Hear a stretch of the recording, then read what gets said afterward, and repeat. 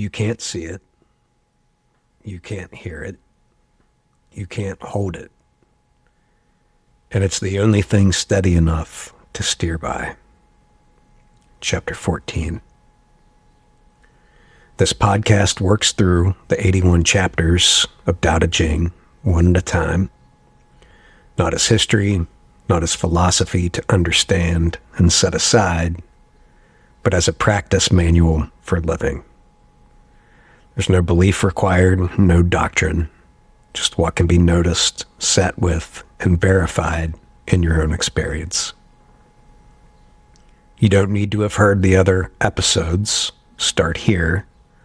Tao will meet you where you are.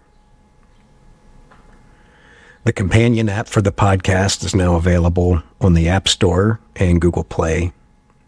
There's a meditation timer, journal, podcast, foundational texts, and a lot of other cool stuff. Search for Tao with Ian Felton. I was running a future in my head today. A good one. The one where practice keeps deepening, the work keeps landing, the years ahead open into something like sustained fulfillment. I wasn't grasping at it, I was just there, inside the daydream, letting it run. And then something happened in real life. I'm not going to give you the specifics of, but someone close to me had a moment, a small one, the kind that people have regularly, where the mind doesn't do what you expect it to do. A flash of, I don't know where I just was. It passed. She was fine. The moment was nothing tragic.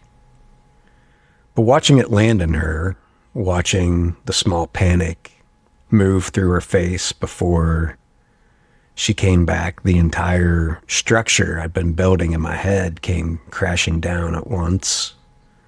Not because of what actually happened, because of what it pointed at. The tower I was living inside was a future without loss.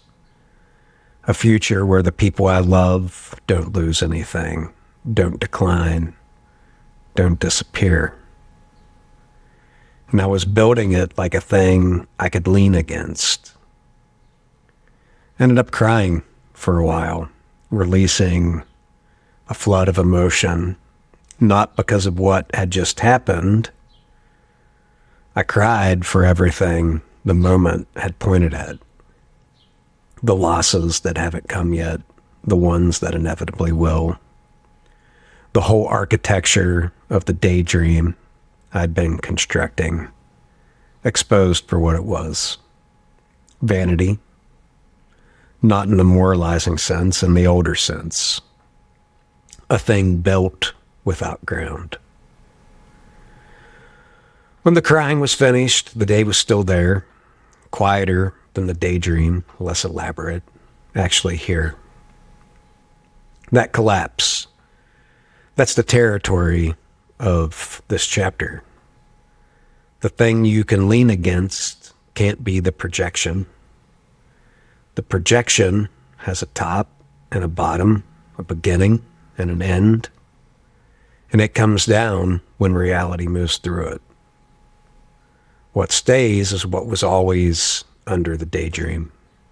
Something I couldn't see directly, couldn't hear directly, couldn't hold. But I could orient toward it, and from that orientation, the day became navigable again.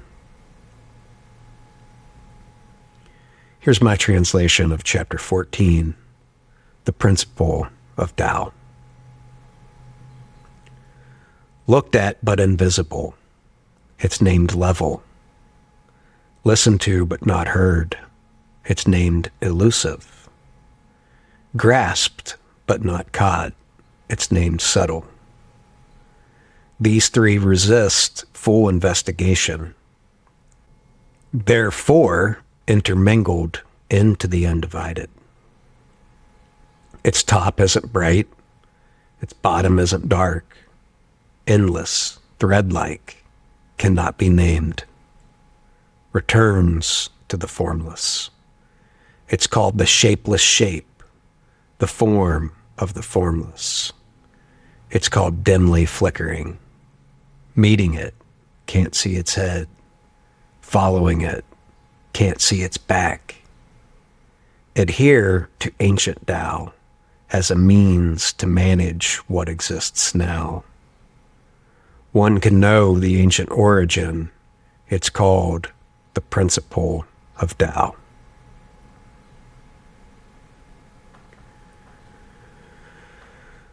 The chapter opens with 3 failures. You look and don't see. You listen and don't hear. You reach and don't close around anything. That's not a metaphor. That's a description of what happens when you turn your attention toward the thing that's actually steering. Right now, in your body, there's something aware. Try to find it with your eyes. It's not visible. Try to hear it. It's not audible. Reach for it with your hand. There's nothing there to grip. And yet it's there. And the whole day that you've experienced has been organized by it. This is the ordinary situation of being a perceiver who can't perceive their own perceiving. The chapter is naming that situation and saying, don't panic about it. The not finding is information. The 3 failures get 3 names: level, elusive, subtle. Not labels for what Tao is, directions of attention for what perception becomes when it stops doing its usual work. Level is what the eye finds when it stops looking for figure against ground. Elusive is what the ear meets when it stops trying to isolate a signal from the noise. Subtle is what the hand registers when it stops gripping. You can feel each one if you let yourself. The eye softening till the whole field is just there, even. The ear opening until sound is happening rather than being tracked. The hand resting until what it touches arrives instead of being grabbed. And these aren't qualities of Tao. They're qualities of perception when perception stops pushing. Then the chapter says, these 3 resist full investigation, the pushing of inquiry until it yields. Everyone knows this gesture, the mind that won't stop turning over a problem, the relationship you keep analyzing, the decision you keep redeciding at 3 a.m. The chapter is direct about it. Some things don't yield to that, not because you're not pushing hard enough, but because the pushing itself is the wrong instrument. This is where the Nei Ye and the Daodejing meet most directly. The Nei Ye says, hold stillness, and what's there reveals itself. The Daodejing says, stop trying to corner it with inquiry. It's the same release from 2 angles. The first telling you what to do, the second one telling you what to stop doing. They're both pointing at the same opening. And then the line I want to slow down for. Therefore, intermingled into the undivided. The 3 failures don't stay as 3 separate failures. They blend. What you can't see and what you can't hear and what you can't hold are the same not finding. which means the not finding itself is pointing at something. It's pointing at the layer where the three senses haven't yet been split into three, where seeing and hearing and touching haven't yet organized themselves into separate channels. That's not gone.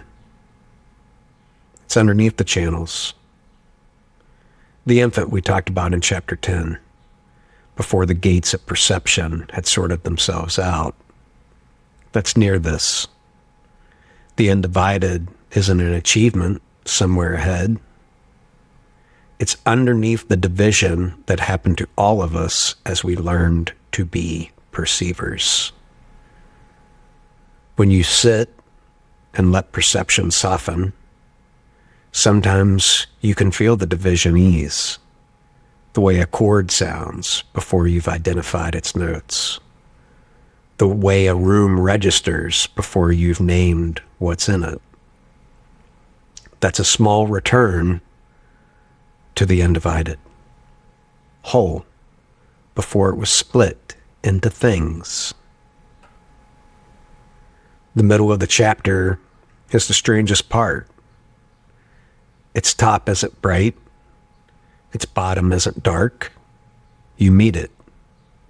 You can't see its head. You follow it. You can't see its back.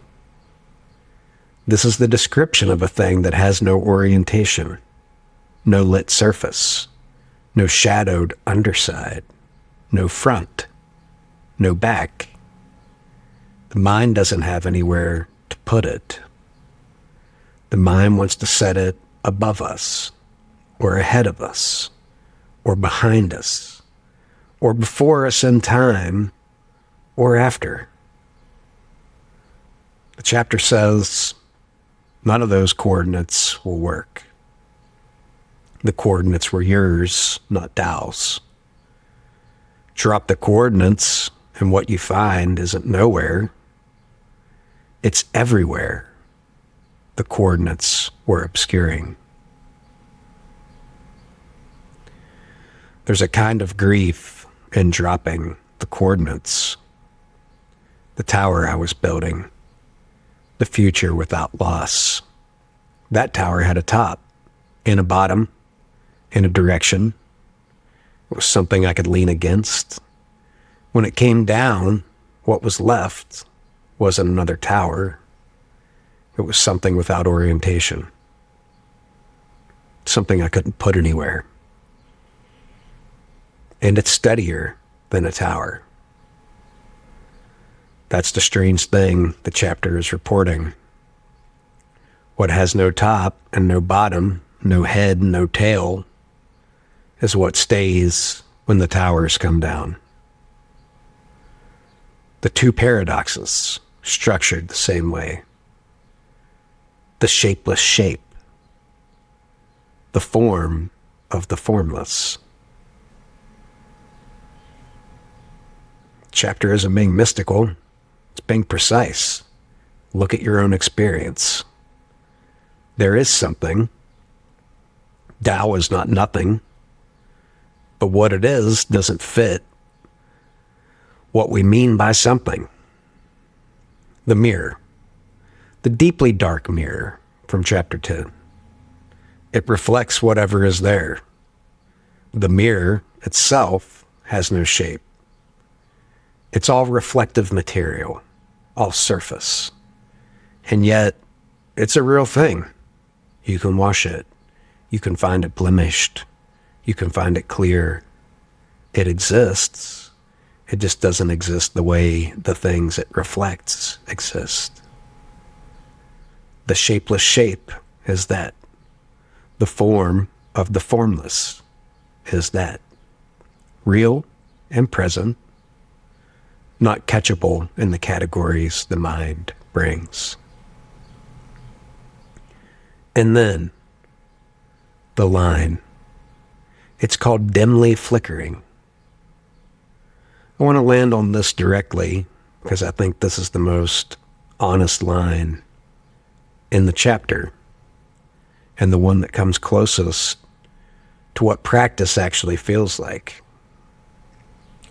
There's a perceptual state, and you've had it, probably more than you realize, where something is almost visible, right at the threshold.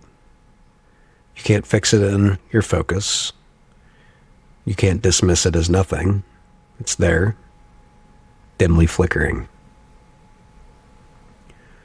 The tradition is treating this as the actual mode of contact, not full perception, because full perception in the ordinary sense would mean Tao has become a thing among things, and it is not. Not no perception, because something is happening. You're not making it up. Dimly flickering is the honest report from the threshold. The chapter is telling you, this isn't a failure of perception. This is what successful contact looks like. The sitting practice gets here. Not always, but often enough that you start to trust it. There's a quality of awareness that flickers at the edge of what can be held. Trying to grasp it firmly makes it vanish. Letting it stay dim lets it stay. That's not a metaphor. That's instruction. Don't bring it into full focus. The full focus is the mistake. And then there's the turn. Adhere to ancient Tao as a means to manage what exists now. Everything before this in the chapter has been description. This line is instruction. After everything that can't be seen and can't be heard and can't be named and can't be put anywhere, you can still use it. There is a character to hold in this chapter, but in the sense of orientation, not possession. You hold to it the way you hold to a direction when walking, not the way you hold to an object. Then there's the character to drive a chariot, to handle the reins, to manage the vehicle through whatever terrain. So the practice is this. Orient toward what you can't see. Use that orientation to navigate what you can. The unseen ancient thing is the steering. The visible present is what you're steering through. This is what the whole tradition is offering. Not knowledge of Tao, not possession of Tao. Orientation toward Tao as a way of moving through the day. The collapse of the tower wasn't a loss of steering. It was a loss of the false steering. What was left was actually capable of guiding the day. The daydream couldn't do that. The daydream needed reality to cooperate. Tao doesn't need reality to cooperate. Tao is what reality is doing. You know the ancient origin, not by going back in time. There is no back in time. You know it by being properly oriented in the present. The ancient and the now aren't two places. They're the same thing, seen from inside right relationship. That's the principle of Tao, the cord that runs through and lets you navigate.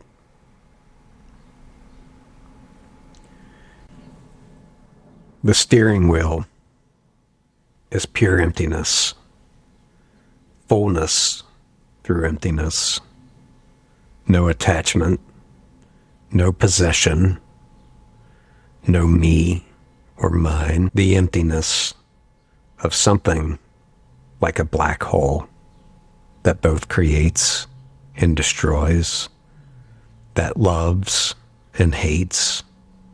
No. That experiences love and hate but is emptiness. No attachment, no destination, no destination, no fulfillment, no evolution into something. Only evolution as an infinite creative process that doesn't end. The emptiness is in me, is in everything. You can't see it. You can't hear it. You can't hold it, but you can face it.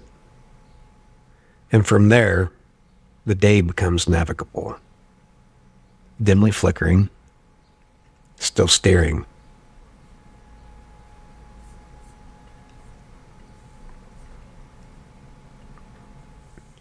Shi zhi bu jian, ming yue yi. Ting zhi bu wen, ming yue xi. Tuan zhi bu de, ming yue wei. Ce san zhe bu ke zhi jie. Gu hun er wei yi. Qi shan bu jiao, qi xia bu mei. Sheng sheng不可名，富贵无无，是谓武装之装，无物之象，是谓恍惚。引之不见其首，随之不见其后。此故之道，以有今之有。能知古始，是谓道纪。